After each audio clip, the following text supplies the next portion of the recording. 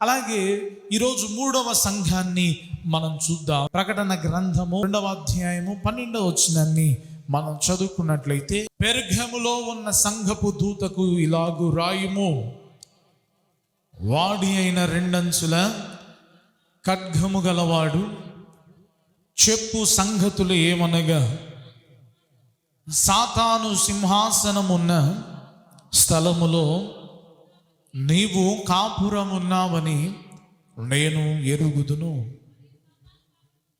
మరియు సాతాను కాపురమున్న ఈ స్థలములో నా యందు విశ్వాసి అయి ఉండి నన్ను గూర్చి సాక్షి అయిన మీ మధ్యను చంపబడిన దినములలో నీవు నా నామమును గట్టిగా చేపట్టి నా యందలి విశ్వాసమును విసర్జింపలేదని నేను ఎరుగుదును. ఈరోజు మనం ధ్యానం చేయబోతున్న సంఘము 3వ సంఘము పెర్గము. ఏం పేరు చెప్పండి? పెర్గము. పురుషులు చెప్పట్లా. ఏ సంఘము?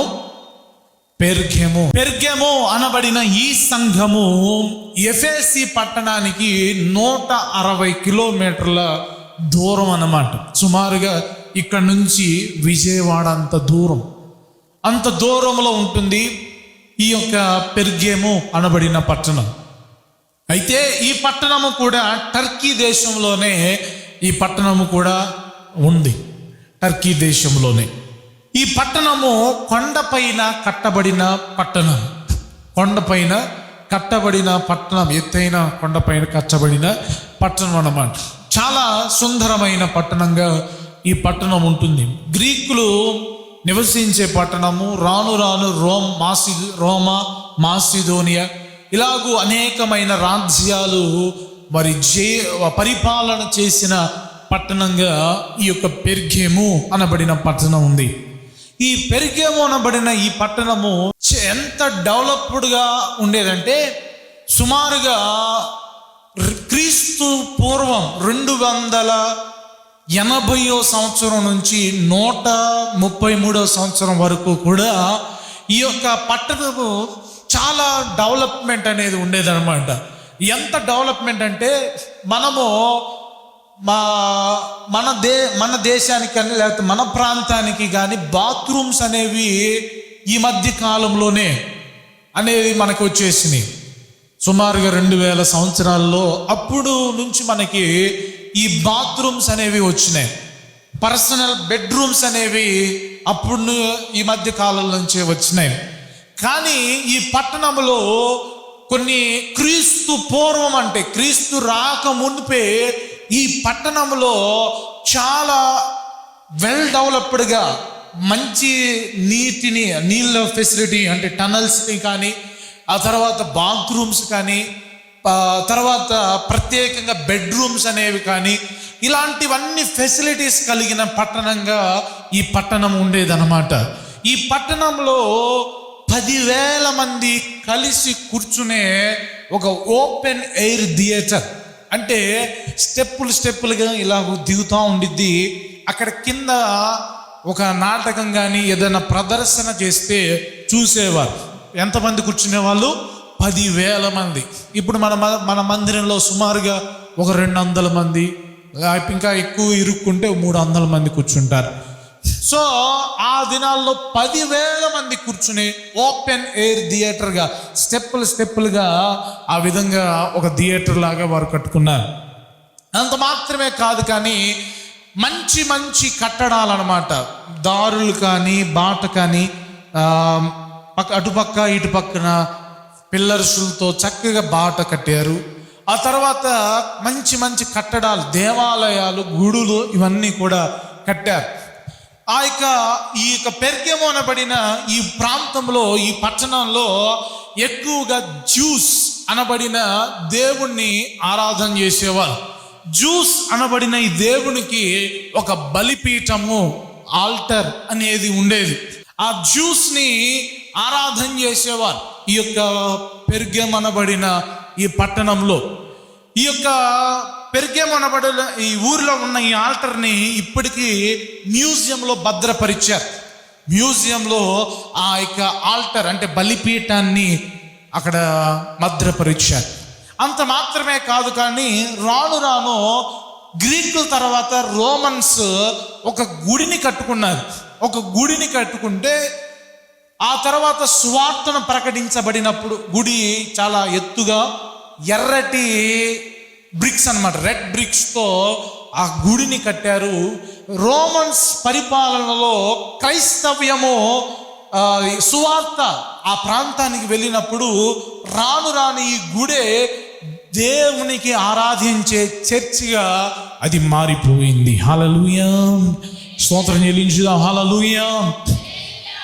ప్రియమైన దేవుని ప్రజలారా, ఈ విధంగా ఒక మంచి కట్టడాలు, ఒక మంచి భవనాలు, థియేటర్లు, రూమ్స్, మంచి ఫెసిలిటీస్ అనేవి కలిగిన పట్టణంగా ఉంది. అంత మాత్రమే కాదు, కానీ ఈ పట్టణంలో 2 లక్షల గ్రంథాలను కలిగిన లైబ్రరీ కూడా ఉండేదండి. ఎన్ని గ్రంథాలు? 2 లక్షలు. 2 లక్షలు పైబడి స్క్రోల్స్ కానీ, గ్రంథాలు కానీ, ఇవన్నీ అంటే గ్రంథపు చుట్టలు కానీ, పుస్తకాలు కానీ 2 లక్షల పైబడి కలిగిన ఒక అతిపెద్ద, ఆ రోజులు అతిపెద్ద లైబ్రరీగా ఈ యొక్క పెర్గములో ఒక లైబ్రరీ, అలెగ్జాండ్రియా అనబడిన ఒక లైబ్రరీ ఉండేది. రాను రాను అది నాశనం అయిపోయింది. తర్వాత యునెస్కో వారు దాంట్లో ఉన్న కొన్నిటిని, దొరికే వాటిని భద్రపరిచారు. ప్రియమైన దేవుని ప్రజలరా, అంత మాత్రమే కాదు, కానీ ఈ పెర్గములో ఒక దేవుణ్ణి ఆరాధన చేసేవారు. ఎవరు ఆ దేవుడు అంటే God of medicine. God of medicine అంటే వైద్యానికి దేవుడు. వైద్యానికి దేవుడుగా ఒక దేవుణ్ణి ఆరాధన చేసేవారు. ఇప్పటికీ కూడా మన మెడిసిన్కి ఒక సింబల్ని వాడుతూ ఉంటారు. ఏంటా సింబల్ అంటే 2 పాములు ఈ విధంగా వెళ్తూ ఉంటాయి, మధ్యలో ఒక కత్తి ఉండిద్ది అన్నమాట. 2 పాములు ఈ విధంగా వెళ్తూ ఉండే సింబల్, మధ్యలో ఒక కత్తి ఉంటుంది. ఆ సింబల్ని మెడిసిన్కి గుర్తుగా వాడుతూ ఉంటారు. మెడిసిన్ కాలేజీలు కానీ మనం వెళ్తే ఈ సింబల్ని పెడుతూ ఉంటారు. ఈ సింబల్ ఎక్కడి నుంచి వచ్చిందంటే గ్రీకుల నుంచి, ఈ ప్రాంతాల నుంచే ఆ సింబల్ వచ్చిందనమాట. ఆ సింబల్కి అర్థం ఏమిటంటే ఒక దేవుడు అనమాట. ఆ దేవుడు పేరు ఎక్లిఫియస్ అనబడిన ఆ దేవుణ్ణి వారు ఆరాధన చేసేవారు. ఎక్లిఫియస్ అంటే గాడ్ ఆఫ్ మెడిసిన్. సో ఈ ప్రాంతంలో, ఈ పట్టణంలో భయంకరమైన విగ్రహారాధన ఉండేది. అంత మాత్రమే కాదు, కానీ వ్యభిచార పాపము కూడా భయంకరంగా ఉండేది. అలాంటి ప్రాంతంలో కొంతమంది యేసయ్యను గురించి తెలుసుకుని వారు యేసుక్రీస్తు ప్రభు వారిని ఆరాధించే వారిగా మారిపోయారు. అక్కడ ఒక సంఘము స్థాపించబడింది. ఆ సంఘమే పెర్గము సంఘము. ఈ పెర్గము సంఘానికి దేవుడు ఒక ఉత్తరాన్ని రాయమని ఈ యొక్క యోహాను భక్తుడి చేత దేవుడు మాట్లాడుతూ ఒక ఉత్తరాన్ని రాయమని చెప్పాడు. రాయమని చెప్పిన మాటల్లో ఈ యొక్క సంబోధన మనం చూస్తున్నట్లయితే మొట్టమొదటిగా వాడి అయిన 2 అంచుల గల ఖడ్గము గలవాడు చెప్పు సంగతులు ఏవనగా. ఒక్కొక్క సంఘానికి ఒక్కొక్క విధముగా దేవుడు తన్ను తాను సంబోధించుకుంటూ ఉన్నాడు, తన్ను తాను పరిచయం చేసుకుంటున్నాడు. ఎఫెసీ సంఘానికి ఏమని పరిచయం చేశాడు? 7 దీప స్తంభముల మధ్య సంచరించువాడు, చెప్పు సంగతులు, 7 నక్షత్రములు తన కుడి చేత పట్టుకుని 7 దీపము స్తంభముల మధ్య సంచరించువాడు అని సంబోధించారు. స్వర్ణ సంఘానికి మొదటి వాడును, కడపటి వాడును, మృతుడై మరలా బ్రతికిన వాడు చెప్పు సంగతులు ఏమనగాని సంబోధించాడు. 3వ సంఘానికి ఇదిగో వాడి అయిన 2 అంచుల గల ఖడ్గము గలవాడు చెప్పు సంగతులు ఏమనగా. 2 అంచుల గల ఖడ్గం అంటే సాధారణంగా మనం ఇంట్లో కత్తిరించే కత్తి, లేకపోతే నైఫ్, లేకపోతే చాకుకు ఒక అంచును మాత్రమే పొదును ఉంటుంది. 2వ అంచున పొదును ఉండదు. ఉండిద్దా అండి? ఉండదు. కానీ దేవుడు అంటున్నాడు 2 అంచులు గల ఖడ్గం. అంటే ఒక అంచు పదును మాత్రమే కాదు, 2వ అంచు కూడా పదునుగా ఉంటుంది. ఈ కత్తి ఎక్కువగా యుద్ధాలలో వాడుతూ ఉంటారు. శత్రువులను చంపడానికి, ఇటు కావాల్సిన ఇటు, లేదా రివర్స్లో కట్ చేసేదంటే రివర్స్లో చంపడానికి, లేకపోతే పొడవడానికి, ఈ విధంగా 2 అంచులు కలిగిన ఖడ్గాన్ని ఎక్కువగా యుద్ధాలలో వాడుతూ ఉంటారు. యేసుక్రీస్తు ప్రభువారు నేను శాంతమూర్తిని, నేను సమాధానంగా ఉంటాను, మీరు ఎన్ని తప్పులు చేసినా నేను భరిస్తాను, సహిస్తాను అనే విధంగా పరిచయం చేసుకోవట్లేదు. కానీ ఇదిగో నా దగ్గర 2 అంచులు గల ఖడ్గం ఉంది. ఖడ్గం ఉందంటే ఏం చేస్తారు?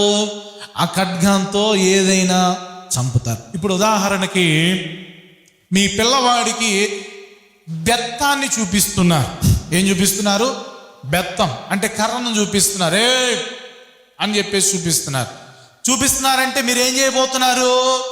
శిక్షిస్తాను, రే తప్పు చేసామంటే శిక్షిస్తాను అని దానికి నిదర్శనంగా మనం బెత్తాన్ని చూపిస్తాం. అలాగే దేవుడు కూడా కత్తిని, నా దగ్గర కత్తి ఉంది, 2 అంచులు గల ఖడ్గము నా దగ్గర ఉంది అని ఈ సంఘానికి కొన్ని హెచ్చరికలను, కొన్ని విషయాలను దేవుడు తెలియజేస్తూ ఉన్నాడు. వాటన్నిటిని మనం చూద్దాం. మొట్టమొదటిగా ఈ సంఘములో 2 మంచి లక్షణాలను మనం చూడబోతున్నాం. ఒకటి చూద్దాం. సాతాను సింహాసనమున్న స్థలములలో నీవు కాపురమున్నావని నేను ఎరుగుదును. ఒకటి, సాతాను సింహాసనమున్న స్థలములలో ఉన్న సంఘము. హల్లెలూయా, స్తోత్రాలు చెల్లించుదామా? హల్లెలూయా. ఎక్కడున్న సంఘం అండి? సాతాను కాపురమున్న స్థలములో ఉన్న సంఘం. సాతాను కాపురమున్న స్థలం అంటే అక్కడ ఎక్కువగా సాతానుకు సంబంధించిన కార్యాలు ఎక్కువగా జరిగే పని. సాతాను సింహాసనం అంటే ఒక వ్యక్తి ఒక చోట సింహాసనం వేశారంటే అక్కడ ఉండి దాన్ని పరిపాలన చేస్తాడు. ఈ సాతాను కూడా ఈ పెర్గము అనబడిన ఈ ప్రాంతంలో, ఈ పట్టణంలో తిష్ట వేసుకుని ప్రజలను ఏం చేస్తున్నాడు అంటే ఎక్కువగా పాపానికి ప్రేరేపిస్తూ ఉన్నాడు. దేనికి ప్రేరేపిస్తున్నాడు చెప్పాలి? దేనికి? పాపాన్ని. దేవునికి నచ్చని 2 పాపాలు ఈ పట్టణంలో కూడా ఎక్కువగా ఉండేది. అది ఒకటి విగ్రహారాధన, రెండవది వ్యభిచారం. ఈ 2 పాపాలు కూడా ఈ పెర్గము అనబడిన ఈ పట్టణంలో జరుగుతూ ఉండేది.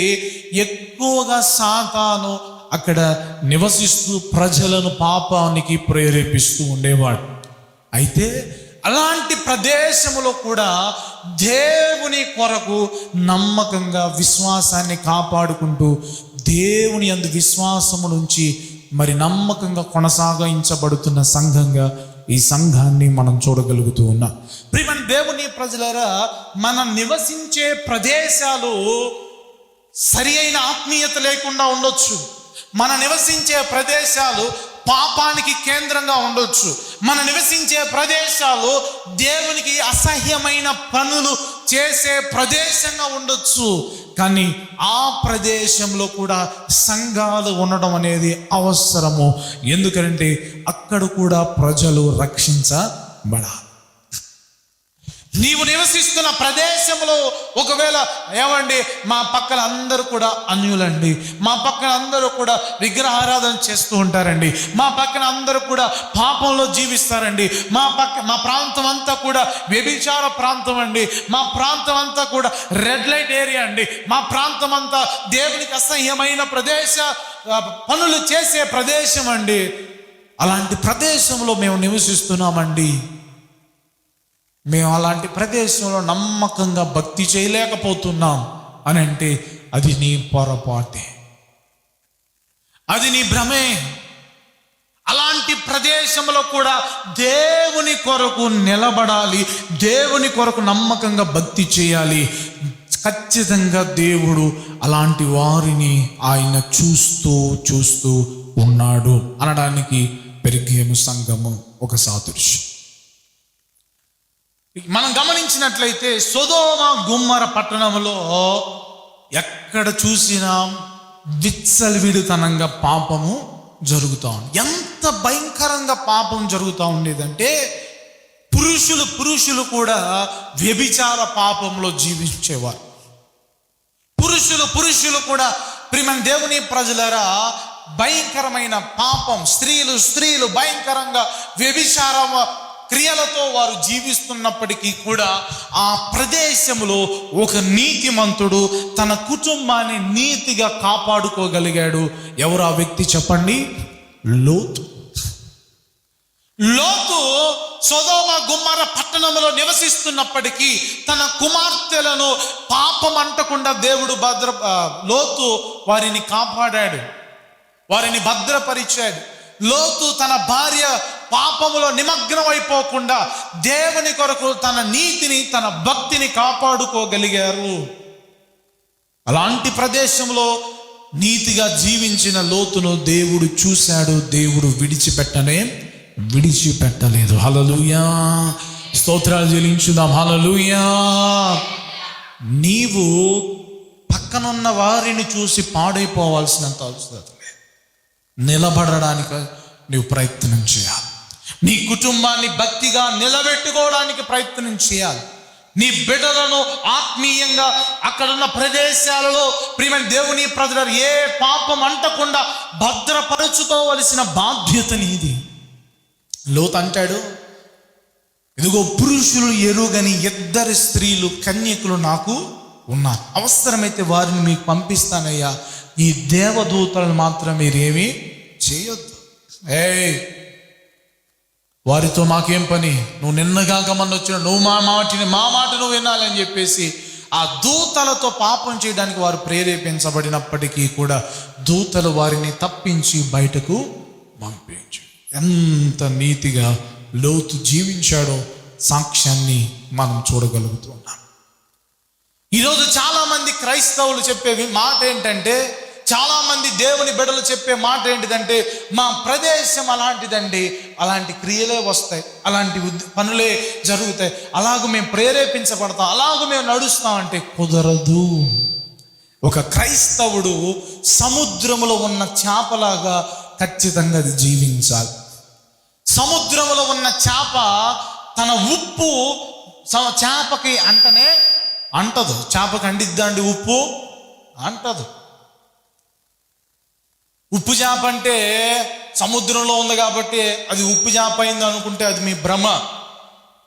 సముద్రంలో ఉన్న చేపను బయటికి తీసుకొచ్చి దాన్ని ఎండబెట్టి బాగా ఉప్పు పోస్తారు, అందుకనే ఉప్పు చేప అయింది. సముద్రంలో ఉండడం వల్ల అది ఉప్పు చేప అవ్వలేదు. కావాలంటే మీరు సముద్రంలో ఉన్న చేపని ఫ్రెష్గా మీరు పట్టుకుని మీ ఇంటికి తీసుకొచ్చి ఉడకబెట్టుకుని కాల్చుకుని మీరు తినండి, ఉప్పగా అనిపించు. సముద్రంలో ఉన్న చేప తన ఉప్పు సముద్రంలో ఉన్నప్పటికీ కూడా ఆ ఉప్పు తన అంటకుండా తన జీవితాన్ని ఏ విధంగా అయితే కొనసాగిస్తుందో, ప్రతి క్రైస్తవుడు కూడా సమాజంలో బ్రతుకుతుండగా పాపము వారిని అంటకుండా బ్రతకాలి. సంఘము అలాంటి ప్రదేశములో పాపమును అంటకుండా దేవుని కొరకు జీవించే వారిగా ఉండాలి అనేది మనం నేర్చుకోవాలి. హల్లెలూయా. చేతులెత్తి స్తోత్రం చెల్లించుదాం. హల్లెలూయా. ఈ పెర్గెమనబడిన ఈ సంఘము ఈ సాతాను సింహాసనము వేసుకున్న స్థలములలో కాపురము ఉంటున్న సంఘం. ఏదో పరిశుద్ధత కలిగిన స్థలములో ఉంటే దేవుడు చూస్తాడు, లేకపోతే యెరూషలేములో ఉంటే సంఘాన్ని దేవుడు చూస్తాడు, లేకపోతే ఫలానా క్రైస్తవుల మధ్య మంచిగా నీతిగా ఉండే వారి మధ్య ఉంటేనే దేవుడు చూస్తాడంటే కాదు. దేవుడు తన స్వరక్తం ఇచ్చి సంపాదించుకున్న సంఘము సాతాను సింహాసనం వేసుకున్న స్థలంలో ఉన్న పాపమును ప్రదేశంలో ఉన్న ఏ ప్రదేశంలో ఉన్న దేవుడు చూస్తాడు, వారిని దర్శిస్తాడు, వారిని బలపరుస్తూనే ఉంటాడు. హల్లెలూయా. ఒకటి ఈ సంఘము సాతాను సింహాసనం వేసుకున్న స్థలములో కాపురమున్న సంఘము. రెండవదిగా మనం చూస్తూ ఉన్నట్లయితే చూడండి, నా యందు విశ్వాసి అయి ఉండి నన్ను గూర్చి సాక్షి అయిన అంతిపయ్యను వాడు మీ మధ్యను చంపబడిన దినములలో నీవు నా నామమును గట్టిగా చేపట్టి నా యందలి విశ్వాసమును విసర్జింపలేదని నేను ఎరుగుదును. రెండవది ఏంటిదంటే, ఈ సంఘంలో ఒక పని జరిగిందన్నమాట, ఒక దారుణం జరిగింది. ఏంటి ఆ దారుణం అంటే, అంతిపయ్యను అనబడిన ఒక ప్రారంభ విశ్వాసి సాతాను సామ్రాజ్యంలో ఈ యొక్క పెర్గెము అనబడిన ఈ పట్టణంలో ఒక ప్రారంభ విశ్వాసి, అతని పేరు అంతిపయ్యను అనబడిన ఈ వ్యక్తిని ఆ రోజుల్లో ఏం చేశారంటే చంపేసేసారు. ఏం చేశారమ్మా? చంపేసి, యారా క్రైస్తవం నమ్ముతావా, యేసు నమ్ముతావా, మందిరానికి వెళ్తావా, ప్రార్థనకి వెళ్తావా అని వ్యతిరేకతతో ఈ అంతిపయ్యను అనబడిన ఈ వ్యక్తిని ఏం చేశారంటే చంపేసేసారు.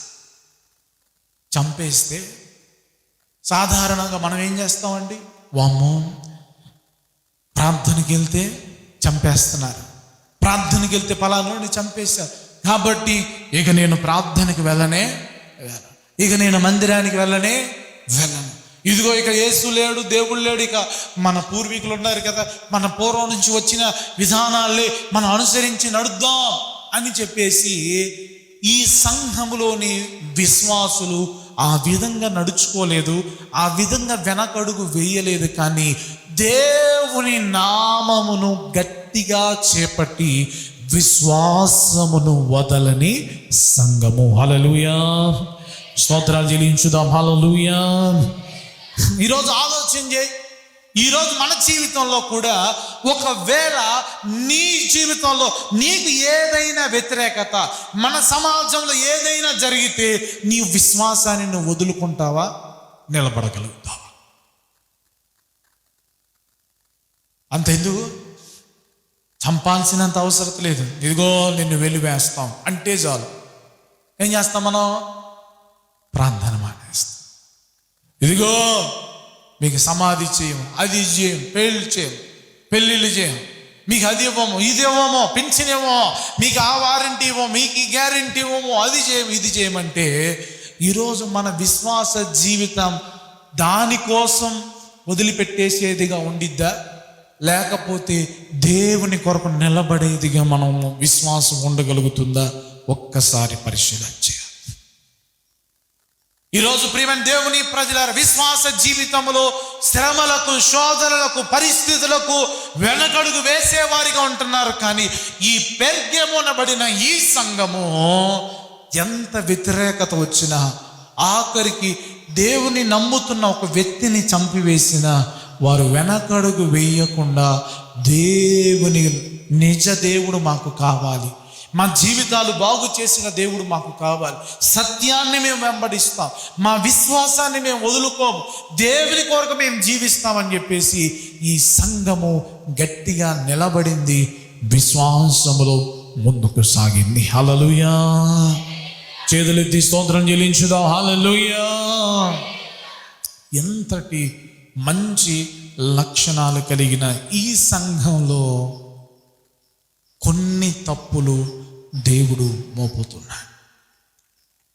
ఎంత మంచి సంఘం అండి! సాతాను యొక్క సామ్రాజ్యంలో, సాతాను సింహాసనం వేసుకున్న స్థలంలో స్థాపించబడిన సంఘం. వ్యతిరేకత వచ్చిన, ఆఖరికి ఒక వ్యక్తినే చంపివేసిన, గట్టిగా చేపట్టిన, విశ్వాసాన్ని కాపాడుకున్న ఈ సంఘానికి దేవుడు కొన్ని తప్పులు మోపుతున్నాడు. ఒకటి కాదు, రెండు కాదు, కొన్ని తప్పులు అంటున్నాడు.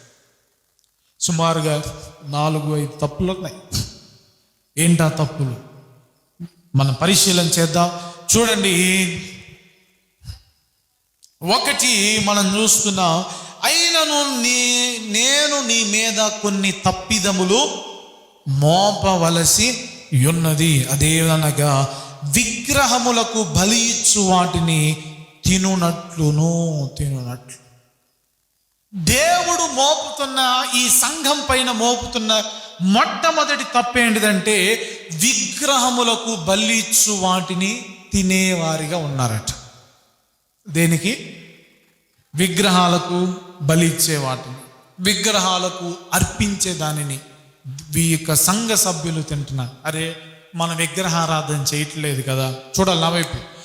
అరే మన విగ్రహారాధన చేయట్లేదు కదా, మన ఏం అక్కడికి వెళ్ళట్లేదు కదా, ఏదో వారు ప్రసాదమనో లేకపోతే ఏదో వారు పలహారమనో ఇస్తున్నారు కదా, అది తింటే తప్పేముందలే అని చెప్పేసి ఈ సంఘములోని విశ్వాసులు వీరు ఏం చేస్తున్నారంటే ఆ విగ్రహాలకు బలి ఇచ్చిన వాటిని తింటూ ఉన్నారు. దేవుడు అంటున్నాడు ఇది తప్పు, ఇది తప్పు.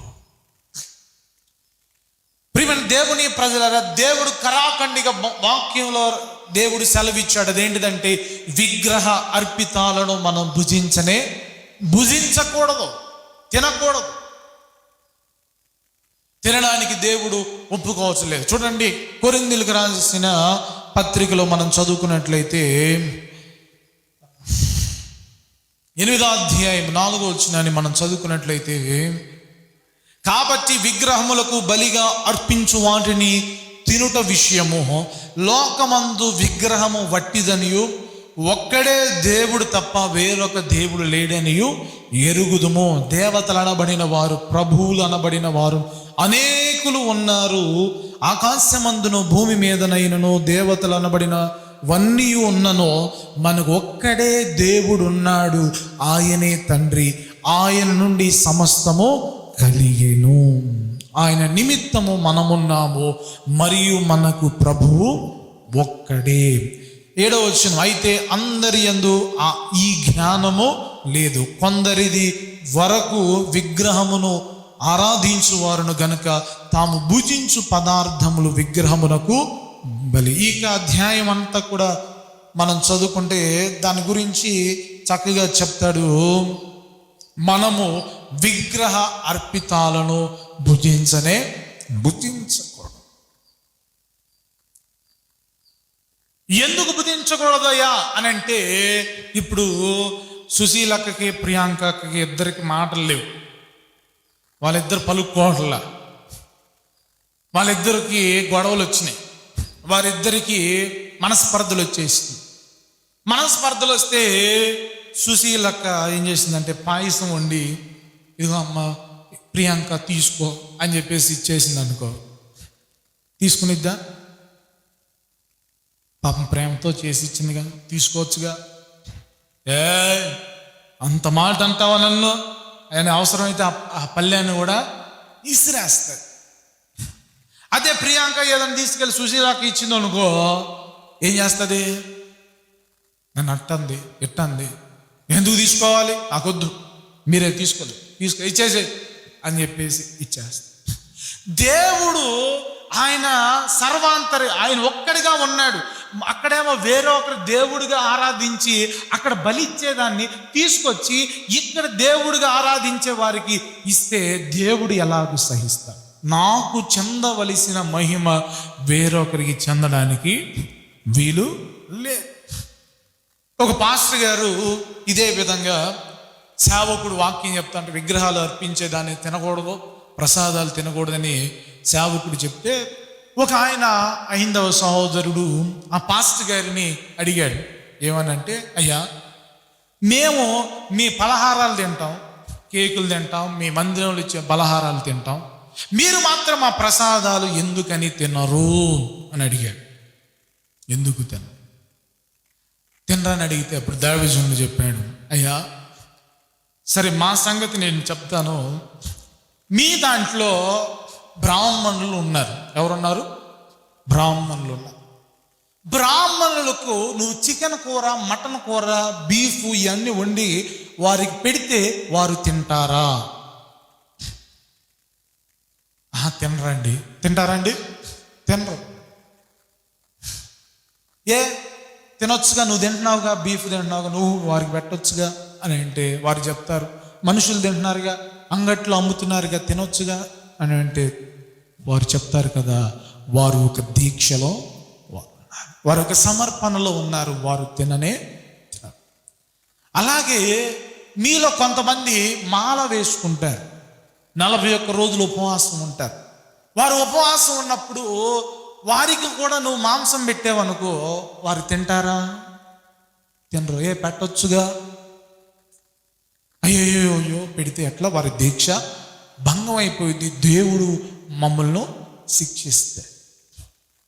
మీరు ఏ విధంగానైతే వారికి ఆ విధంగా పెట్టరో, మా దేవుడు కూడా మాకు లైఫ్ లాంగ్ ఒక దీక్షను ఇచ్చాడు.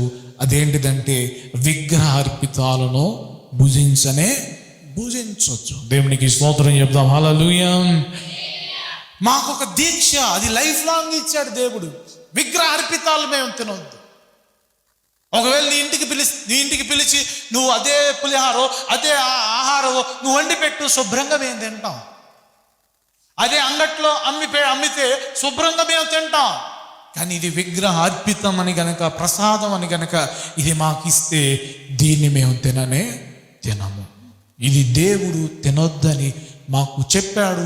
ఆ దీక్షను మేము పాటిస్తున్నాం కనుక మేము తినమని చెప్పగా, ఆ సహోదరుడు సత్యాన్ని గ్రహించి ఎంతో దేవుణ్ణి స్తుతించాడు. హల్లెలూయా.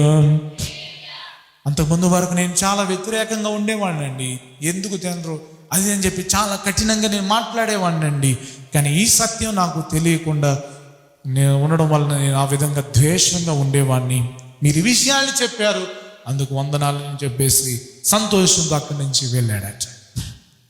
ప్రియమైన దేవుని ప్రజలారా, కాబట్టి ఈరోజు సంఘములో, ఈరోజు విశ్వాసులలో ఇటువంటి తప్పు మనం చేయకూడదు. ఆ రోజు పెర్గమ సంఘములో ఉన్న తప్పు ఈరోజు మనలో కూడా ఉండడానికి వీల్లేదు. వారి మీద మోపిన తప్పు మన మీద కూడా దేవుడు మోపుతాడు. కాబట్టి విగ్రహ అర్పితాలను మనం భుజించడానికి వీలు లేదు. విగ్రహారాధన చేయట్లేదు కదా, ప్రసాదమే కదా అని అనుకుంటే అది కూడా దేవుడు చెప్తున్నాడు తప్పు. ఈ రెండవ తప్పును మనం చూద్దాం. ఈ పెర్గమ సంఘములో ఉన్న రెండవ తప్పును మనం చూస్తున్నట్లయితే జారత్వము చేయునట్లును. రెండవ తప్పు ఏంటిదంటే ఈ సంఘము జారత్వము చేస్తూ ఉంది. చెప్పండి, ఏం చేస్తూ ఉంది? ఇక్కడే ఉన్నారు, ఒకసారి చెయ్యివ్వండి అమ్మా, ఒకసారి చెయ్యివ్వండి. బాయ్ ఎక్కడికి నిద్రలోకా కాదు, రైట్. ఈ సంఘములో మోపబడుతున్న రెండవ తప్పు ఏంటిది చెప్పండి నోటితో?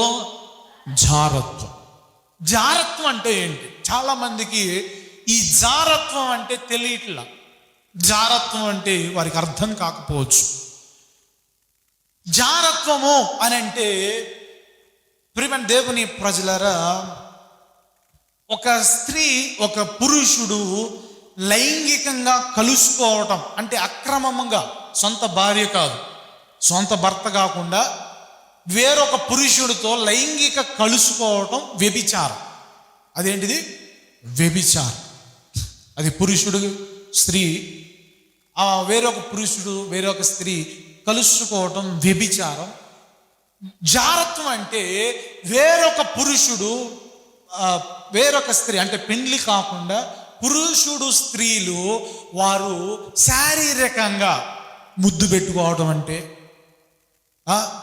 మరి కొన్ని టచింగ్స్ అంటూ ఉంటారు, చేతులు వేయటం అంటే, లేకపోతే లివ్ ఇన్ రిలేషన్షిప్ అంటే పెళ్లి కాకముందే కలిసి జీవించడం అంటే, ఇంకో మాట చెప్పాలంటే వ్యభిచారానికి ప్రోత్సహించే పనులు అది ఏది చేస్తారో అదంతా కూడా జారత్వం. ఈరోజు సినిమాల్లో చూపిస్తారు కదా, నడుము పట్టుకోవడం, మెడ మీద ముద్దులు పెట్టుకోవటాలు. ప్రియమైన దేవుని ప్రజలారా, స్త్రీ పురుషులు ముద్దు పెట్టుకోవటం అంటే పవిత్రమైన ముద్దు ఉంటుంది, అది వేరు. ప్రియమైన దేవుని ప్రజలారా, ఈ విధమైన కోరికలతో ఈ విధమైన ముద్దు పెట్టుకోవటాలు, ఇలాంటి వ్యభిచార సంబంధమైన ప్రోత్సాహాన్ని, ఫీలింగ్స్ని డెవలప్ చేసే పనులను ఏమంటారంటే జారత్వము, జారక్రియలు అని పిలుస్తారు. దీన్ని దేవుడు ఖండిస్తూ ఉన్నాడు. దీన్ని దేవుడు పాపము అని చెప్తున్నాడు. దీన్ని ఏ మనుష్యుడు చేసినా వారు పరలోక రాజ్యంలో ప్రవేశించనే ఎక్కువగా ఈ జారత్వం యవనస్తులలో కనబడుతూ ఉన్నది. యవనస్తులలో ఈరోజు ప్రియమైన దేవుని ప్రజలారా, చదువు అనే పేరుతో ఎన్నో ఈ యొక్క జారత్వ క్రియలు జరిగిస్తూ ఉన్నారు. పార్కులకు వెళ్ళిపోయి, మేము ఆ మధ్య కాలంలో ఒక సాంగ్ షూట్ చేశాం, యేసయ్య నీ కృప అనే పాటను షూట్ చేశాం. ఆ పాటను గుంటూరులో పేరేచర్లలో పార్కులో ఆ సాంగ్ని షూట్ చేశారు. ఆ పార్కుల్లో మేము షూటింగ్కి వెళితే ప్రియమైన దేవుని ప్రజల యవనస్తులు, పురుషుడు స్త్రీ కలిసి వారు స్కూళ్ళు ఎగ్గొట్టి కాలేజీలు ఎగ్గొట్టి ఆ పార్కుకి వస్తూ ఉన్నారండి. పార్కుకి రావడం, ఏ సందు జరిగితే, అది చాలా పెద్ద పార్కు, చాలా విశాలంగా ఉంటుంది. ఆ పార్కులోనికి వెళ్ళి ప్రియమైన దేవుని ప్రజల వారందరూ కూడా ఈ యొక్క జారత్వ క్రియలు జరిగిస్తూ ఉన్నారు. చూసినప్పుడు నాకు చాలా బాధ వేసింది. వారి తల్లిదండ్రులు మోసం చేస్తా ఉన్నారు.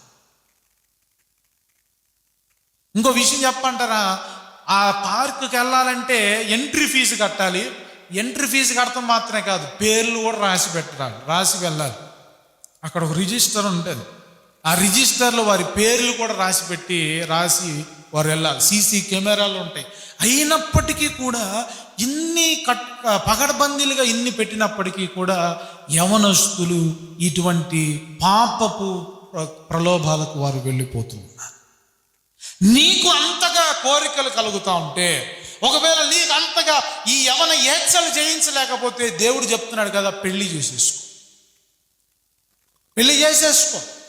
నీ భార్యతో నీ భర్తతో చేస్తే అది తప్పు కాదు, అది పాపముగా దేవుడు ఎంచడు. కానీ నీవు వివాహం అవ్వకుండా, నీవు పెళ్లి చేసుకోకుండా, ఒకవేళ పెళ్లి చేసుకున్న వేరొక పురుషుడితో వేరొక స్త్రీతో ఉంటే, అలాంటి పనులు చేస్తే దేవుడు ఖచ్చితంగా అది పాపముగా ఎంచుతా ఉన్నాడు. దేవుని వాక్యంలో జారత్వాన్ని గురించి కొన్ని మాటలు మీకు జ్ఞాపకం చేస్తాం. చూడండి, కొరింథీయులకు రాసిన మొదటి పత్రికలో ఈ మాటలు మనం చదువుకోవడం ద్వారా మనము ఇంకా ఆత్మీయ జీవితంలో బలపరచబడతాం. చూడండి, 6వ అధ్యాయం, మొదటి కొరింథీయులకు రాసిన పత్రిక 6వ అధ్యాయము 13వ వచనం.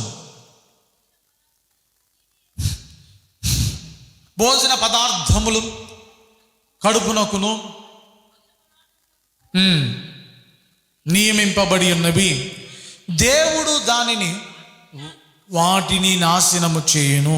దేహము జారత్వము నిమిత్తము కాదు, కానీ ప్రభువు నిమిత్తమే. ప్రభువు దేహము నిమిత్తమే.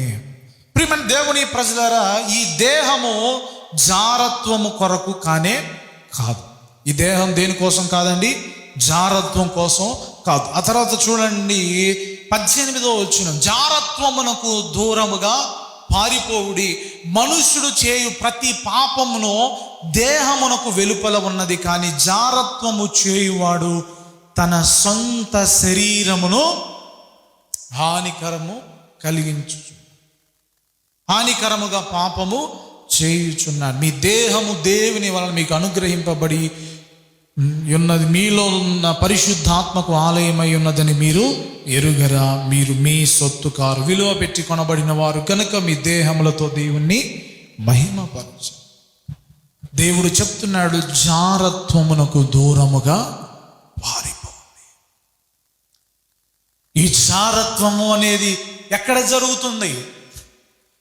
సంఘములో జరుగుతూ ఉంది, సంఘ బిడలలో జరుగుతూ ఉంది. వారు బయట వ్యభిచార పాపములో లైంగికంగా కలుసుకోకపోయినా ఇటువంటి జార క్రియలు విశ్వాసులు చేస్తూ ఉంటే దేవుడు వారిని ఖండిస్తున్నాడు. ప్రియమైన దేవుని ప్రజలరా, దేవుడు అంటాడు, ప్రతి వాడు కూడా జారత్వం జరగకుండా ఉండడం కోసం సొంత భార్య ఉండాలి. 7వ అధ్యాయం కొరింథీయులకు రాసిన మొదటి పత్రిక 7:2, అయినను జారత్వములు జరుగుచున్నందున ప్రతి వానికి సొంత భార్య ఉండవలెను, ప్రతి స్త్రీకి సొంత భర్త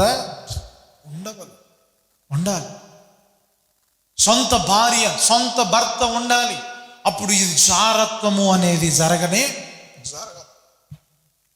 ఈరోజు యవన బిడ్డలు, ప్రియమైన దేవుని ప్రజలు ఎంతో మంది ఇటువంటి జారత్వములు, పాపములు, ఇది పాపము కాదులే, ఇది తప్పు కాదులే అనే భ్రమలో ఉంటున్నారు. దేవుడు చెప్తున్నాడు, జారులైనను లోబులైనను పరలోక రాజ్యములో వారు ప్రవేశించలే. అది పాపం.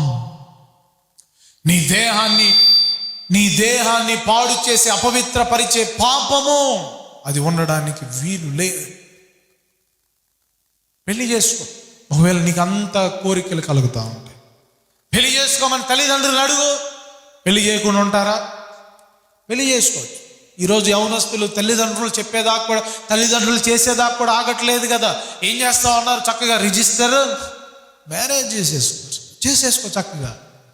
పెళ్లి చేసుకుంటే అది తప్పు కాదు. పెళ్లి చేసుకోకముందు ఈరోజు ఒక పోకడ వస్తూ ఉంది. ఇప్పటికి పెద్ద పెద్ద ఐటీ సెక్టార్స్లో, ప్రియమైన దేవుని మెట్రోపాలిటన్ సిటీస్లో ఏమొస్తుందో తెలుసా? Live in relationship. పెళ్లి కాకముందే ఏం చేయాలా? కలిసి జీవించాలి, ఒకరినొకరు అర్థం చేసుకోవాలి. దీనికి అచ్చమైన తెలుగు భాషలో చెప్పాలంటే ఉంచుకోవడం. లివ్ ఇన్ రిలేషన్షిప్ అని కాదు, ఉంచుకోవడం. బైబిల్లో కూడా అటువంటి మాట ఉంది. దాన్ని జారత్వం అని చెప్పాడు దేవుడు. చూడండి, కొరింథీయులకు రాసిన పత్రిక మొదటి పత్రిక 5వ అధ్యాయం 1వ వచనాన్ని మనం చదువుకున్నట్లయితే, మీలో జారత్వం ఉన్నదని వదంతి కలదు, మీలో ఒకడు తన తండ్రి భార్యను ఉంచుకున్నాడట, అట్టి జారత్వము అన్యజనులలోనైనను జరగదు. ఇక్కడ ఏం చేశాడు? ఉంచుకున్నాడు. ఉంచుకోవడం అది కూడా జారత్వం. ఉంచుకోవడాన్ని ఇప్పుడు పేరు మార్చి ఏం పెడుతున్నారు? Live in relations. ప్రియయవన బిడ్డ, అది పాపం. దేవుడు జారత్వాన్ని ఖండిస్తూ ఉన్నాడు. కాబట్టి సంఘములో ఇటువంటి జారత్వము ఉండడానికి వీలు లేదు. దేవుడు దాన్ని ఖండిస్తున్నాడు. మూడవదిగా చూడండి, సమయం అయిపోతుంది, త్వరగా మనం వెళ్దాం. మూడవదిగా, ఇశ్రాయేలు ఉరియొడ్డమని బాలాకునకు నేర్పిన బిలాము బోధను అనుసరించువారు నీలో ఉన్నారు. బిలాము బోధన అనుసరించేవారు సంఘములో ఉన్నారు. ఎక్కడున్నారు చెప్పండి అమ్మా? ఎక్కడున్నారు? ఏంటి బిలాము బోధ అని అంటే, ఇశ్రాయేలు ప్రజలు కానాను దేశానికి వెళ్తున్నప్పుడు ఈ బాలాకు రాజ్యాన్ని, మోయాబు దేశాన్ని వారు దాటి వెళ్ళబోతుండగా, జయించి వెళ్ళబోతుండగా వారిని నాశనం చేయాలని శపించమని బిలామును పిలిపిస్తే డబ్బులు ఇచ్చి, నేను శపించను, దేవుడు నన్ను శపించొద్దు అన్నాడు. అటైతే అట్లా వారిని ఎలా జయించాలి, వారిని ఎలా ఓడించాలి? ఇదిగో ఏం లేదు, వారికి బాగా తిండి పెట్టు, మాంసం పెట్టు. వారు మాంసప్రియులు, బాగా మాంసం పెట్టు, బాగా త్రాగబోపి మోయాబు స్త్రీలను పంపించు. చక్కగా వారు వ్యభిచార పాపం చేస్తారు. చక్కగా వాళ్ళు దేవుని ఉగ్రత నాశనాన్ని కొని తెచ్చుకుంటారు. ఈ బిలాము బోధ సంఘాల్లో ఉన్నాయట. ఏంటా బోధ? ఇదిగో మీరు చక్కగా తినండి, చక్కగా ఎంజాయ్ చేయండి, చక్కగా ఆనందించండి, చక్కగా మీరు సంతోషించండి. ఇదిగో వారిని ఆ విధంగా ప్రోత్సహించు, వారిని ఈ విధంగా చెయ్యి, అప్పుడు వారు పాపం చేస్తారు. అప్పుడు ఈ విధంగా వారు లోబట్లేదా నీకు, వారు లొంగట్లేదా, ఈ విధంగా సలహాలు, ఈ విధంగా చెడగొట్టి పాపానికి ప్రోత్సహించే, దేవునికి వ్యతిరేకమైన పనులకు ప్రోత్సహించే బోధ, కుయుక్తి పనులను ఎక్కడ ఉన్నాయి చెప్పండి? సంఘములో ఉన్నాయి. ఈరోజు కొంతమంది త్రాగుడు విడిచిపెట్టేశారు అనుకోండి, వాడు త్రాగట్లేదా, ఏం చేస్తాడు? ఏదో ఒకటి చెప్తాడు, అరే నువ్వు త్రాగిపోతే ఎట్రా. ఒకప్పుడు మనం కలిసి తాగేవాళ్ళం కదా, నువ్వు విడిచిపెట్టేసేస్తా, ఇగో ఏం లేదు, ఈ కొంచెందా మెల్లిగా దేవునికి వ్యతిరేకంగా అలవాటు చేయి. మెల్లిమెల్లిగా మరల పాపంలోకి అలవాటు చేయటం, మెల్లిమెల్లిగా వ్యసనాలలోనికి అలవాటు చేయటం, మెల్లిమెల్లిగా దేవునికి వ్యతిరేకమైన పనుల్లోనికి అలవాటు చేయటం. ఇవన్నీ కూడా ఎక్కడ ఉన్నాయి చెప్పండి? ఈ యొక్క బిలాము ఈ యొక్క పెర్గము సంఘములో ఇలాంటి బోధన అనుసరిస్తున్నారట. ఇలాంటి పనులు, దేవునికి అసహ్యమైన పనులు చేస్తూ ఉన్నారు. చివరిగా చూడండి, మరొక తప్పును మనం చూస్తున్నాం. అటువలనే నికోలాయితుల బోధను అనుసరించు వారును నీలో ఉన్నారు. నికోలాయితుల బోధ, నికోలాయితులు అంటే మన ఎఫెసీ సంఘంలో చెప్పేటప్పుడు మనం చెప్పాం, బయట ఆచారాలు, బయట పద్ధతులు, బయట విషయాలన్నీ కూడా ఏం చేస్తారు, తీసుకొచ్చి సంఘాల్లో రుద్దుతూ ఉంటారు, వదిలిపెట్టరు, దాన్ని పోగొట్టుకోవడానికి ఇష్టపడరు. అలాంటి నికోలాయితుల బోధ ఈ సంఘం ఏం చేస్తూ ఉంది, అనుసరిస్తా. ప్రియమైన దేవుని ప్రజలారా, సంఘాల్లో ఇంకా ఈ ఆచారాలు, ఇంకా ఈ పద్ధతులు, ఇంకా ఈ సిద్ధాంతాలు, ఇంకా అది చేయాలి, ఇది చేయాలి, అలా చేయకపోతే ఇలా చేయకపోతే ఏమైపోతుందేమో, ఈ బోధను అనుసరిస్తే దేవుడు అది తప్పు అని ఖండిస్తున్నాడు. సేవకులకే ఓ బాధ ఎప్పుడు వచ్చిందంటే, మనిషి చనిపోయినప్పుడు వస్తాయి. సమాధి కార్యక్రమం చేసేటప్పుడు ఆ సమాధి పెట్టేటప్పుడు ఈ మూలకు తిప్పు, ఆ మూలకు తిప్పు, అటు తిప్పు, ఇటు తిప్పు. చచ్చిపోయిన తర్వాత ఎటు తిప్పితే ఏమో ఉపయోగం ఏమండి? అది పైనుంచి సలహాలు ఇస్తూ ఉంటారన్నమాట. అది ఆ మూల కొద్దిగా ఇటు జరుపుకుందాం, మూల జరుపు, స్ట్రైట్గా ఉండకూడదంట, కొంచెం వంకరగా ఉండాలంట, మూల తిరగాలంట, అది చేయాలి, ఇది చేయాలి, ఇదిగో కాళ్ళు కడుక్కోవాలి, ఇలా దీపాన్ని చూడాలి, అది చేయాలి. ఇవన్నీ ఏంటి? నికోలాయితుల బోధ. ఒక మనిషి చనిపోయిన తరువాత వాడికి అసలు ఈ భూలోకంలో దేని గురించిన ధ్యాస ఉండదురా బాబు అని దేవుడు చెబుతుంటే, అలా చేయకపోతే కీడండి, అలా చేయకపోతే అదే అండి, నీ మీదకి వచ్చి కూర్చుంటాడండి. సత్యాన్ని మనం గ్రహించాలి, వాక్యాన్ని మనం గ్రహించాలి. ఈ సిద్ధాంతాలు, ఆచారాలు, వీటన్నిటిని మనము ప్రియమైన దేవుని ప్రజల దేవుడు తప్పుగా పరిగణ చేస్తూ ఉన్నాడు. సంఘము వాక్యం అనే పునాదుల మీద కట్టబడాలి, కానీ మనుషులు కల్పించిన పద్ధతుల పైన కట్టబడడానికి వీల్లేదు. దేవుడు దాన్ని తప్పుగా ఎంచుతా ఉన్నాడు. ఈ 4 తప్పులు ఏ సంఘంలోనే చెప్పండమ్మా? ఏ సంఘంలో? పెర్గం. ఒకటి చెప్పండి, విగ్రహార్పితాలను భుజించడం. రెండవది జారత్వం. మూడవది బిలాము బోధ. నాలుగవది నికోలాయితుల బోధ. ఈ 4 తప్పులను దేవుడు హెచ్చరిక చేశాడు, ఖండించాడు. చివరిగా అంటున్నాడు కదా, మారు మనసు పొందితే సరి. కావున మారు మనసు పొందుము, లేని ఎడల నేను నీ యొద్దకు త్వరగా వచ్చి నా నోట నుండి వచ్చు ఖడ్గము చేత వీరితో యుద్ధము చేశాను.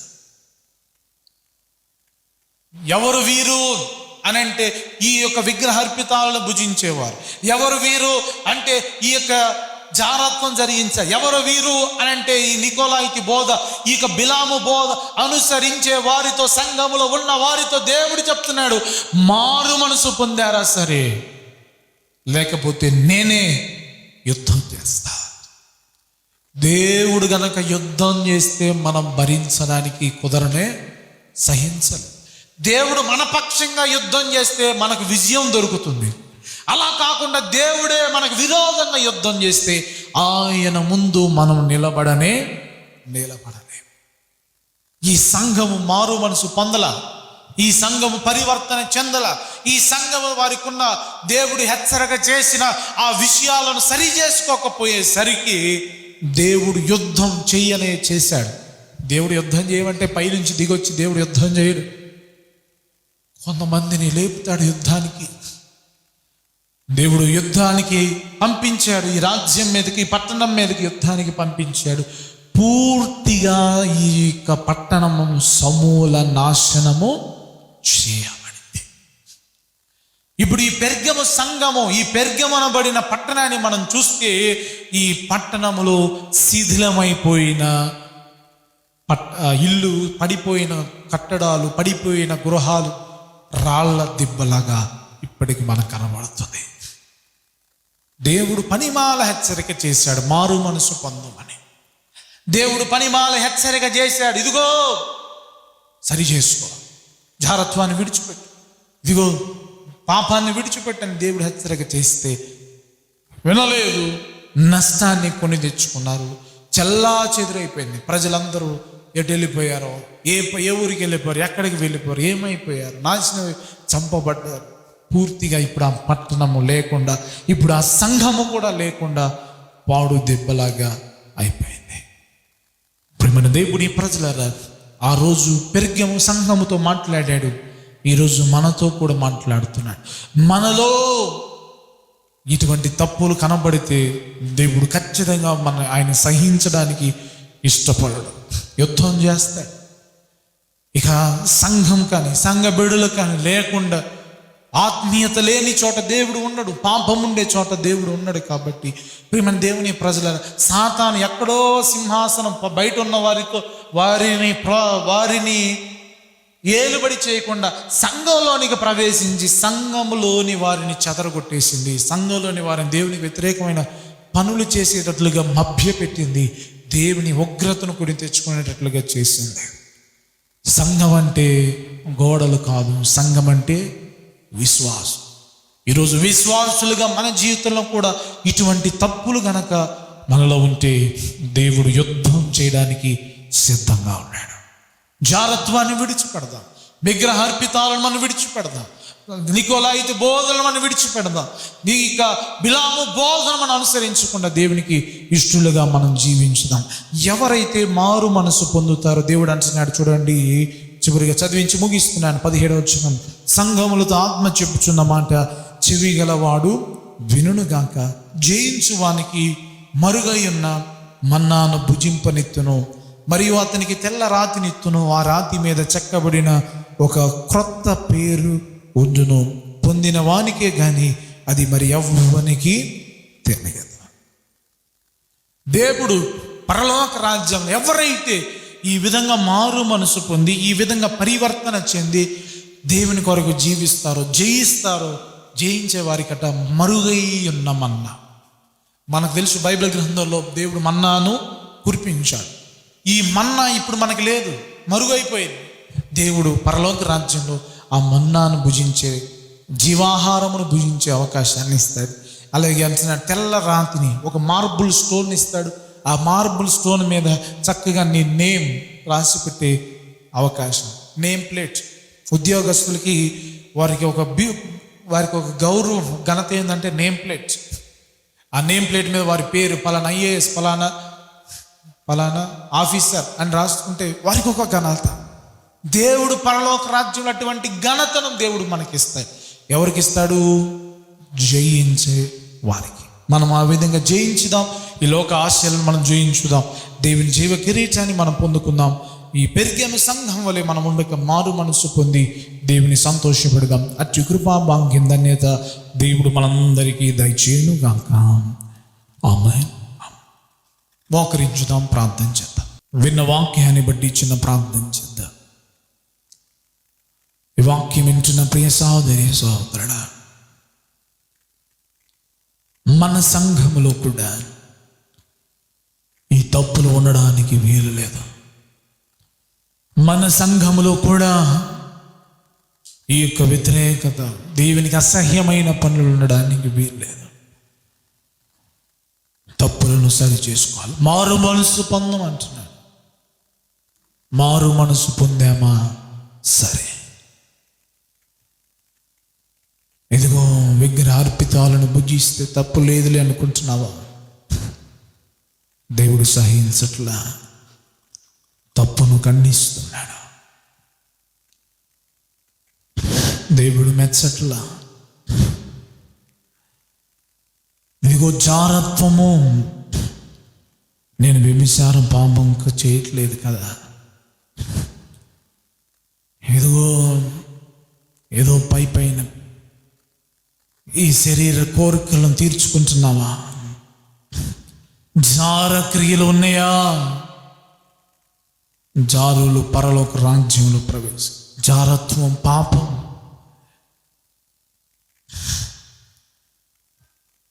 ఇదిగో జారత్వం వ్యభిచారానికి ప్రారంభం. నీలో వ్యభిచార ఆలోచనలు కలిగించడానికి కారణమవుతాయి. నీ యవ్వన కాలంలో నీ జీవితాన్ని దేవుని కొరకు పరిశుద్ధంగా నీవు కాపాడుకోవాలి. మారు మనసు పొందావా సరే, యుద్ధం చేస్తాడు. లేకపోతే దేవుడు యుద్ధం చేయడానికి ఆయన సిద్ధంగా ఉన్నాడు. అందుకని ముందుగానే చెప్పాడు, 2 అంచుల ఖడ్గము గలవాడు చెప్పుచున్న మాట. ఖడ్గాన్ని గురించి ఎందుకు సంబోధించాడో తెలుసా? నేనేదో శాంతమూర్తిని, క్షమిస్తానని అనుకుంటున్నావా? సంఘమా, 2 అంచుల ఖడ్గము గలవాడిని యుద్ధం చేస్తాడు. ఆయన యుద్ధం చేస్తే మనం నిలబడడానికి సరిపడతామా? బిలాము బోధన అనుసరిస్తున్నాము, నికోలాయితుల బోధన మనం అనుసరిస్తున్నాము. అనుసరిస్తే తప్పును మోపుతున్నాడు. అది తప్పు, సరి చేసుకున్నాం.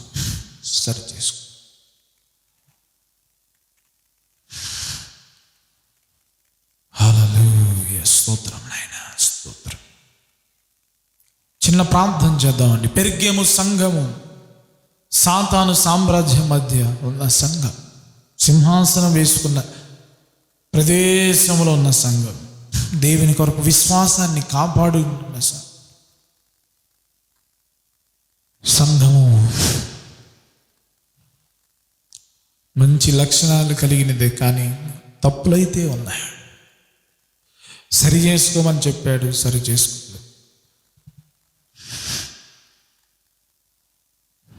ప్రియ దేవుని బిడ్డలారా, విన్న వాక్యాన్ని బట్టి చిన్న ప్రార్థన చేయాలి.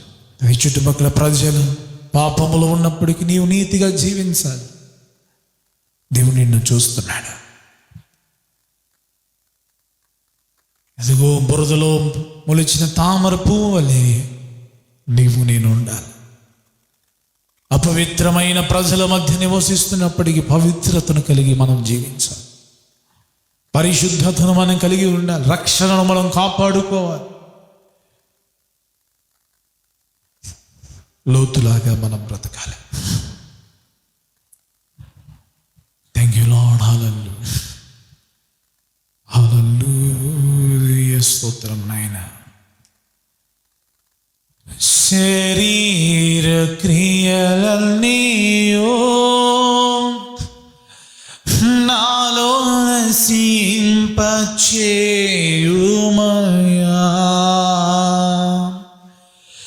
శరీర క్రియలన్నీయో నాలో నశింపచేయుమయా.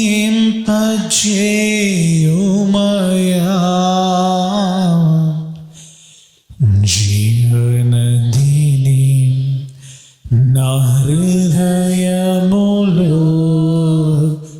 ప్రవహింపచేయుమయా. ఆమేన్. జీవనదిని నా హృదయములో ప్రవహింపచేయుమయా.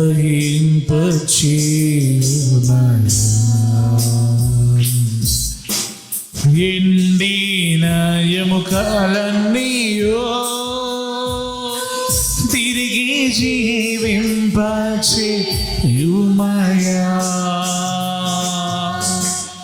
ఎండిన ఎముకలన్నీయో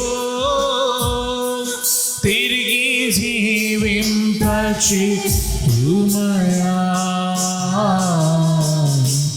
జీవనదిని నా హృదయములో ప్రవహింపచేయుమయా.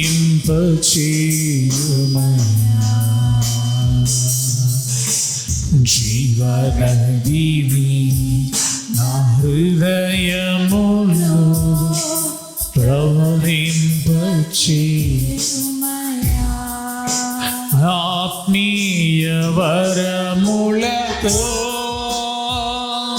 నన్ను అభిషేకం చేయుమయా. యేసయ్యా, వరములతో నన్ను అభిషేకం చేయుమయా. జీవనదిని నా హృదయములో ప్రవహింపచేయుమయా. ఆమేన్. జీవనదిని నా హృదయములో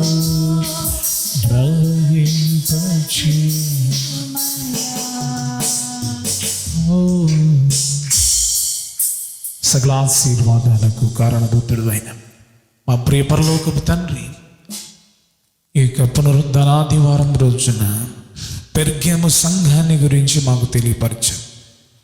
పెర్గము సంఘములు మోపబడిన తప్పులను గురించి మాట్లాడారు.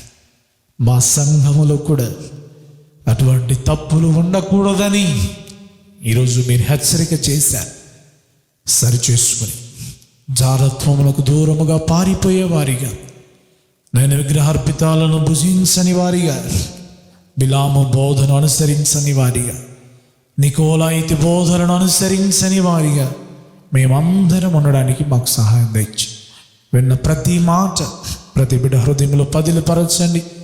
పెర్గము సంఘం వలె మా సంఘము ఉండక నేను నిన్ను మెచ్చే, నిన్ను మహింపరిచే, నీకు ఇష్టమైన సంఘముగా మేమందరం ఉండడానికి మాకు సహాయం దయచేయమని భారములను మీకు అప్పగిస్తూ స్తుతి ఘనత మహిమ ప్రభావాలు మీకే చెల్లిస్తూ యేసుక్రీస్తు నామములో తినిగ వేడుకుని ప్రార్థిస్తూ ఉన్నాము తండ్రి.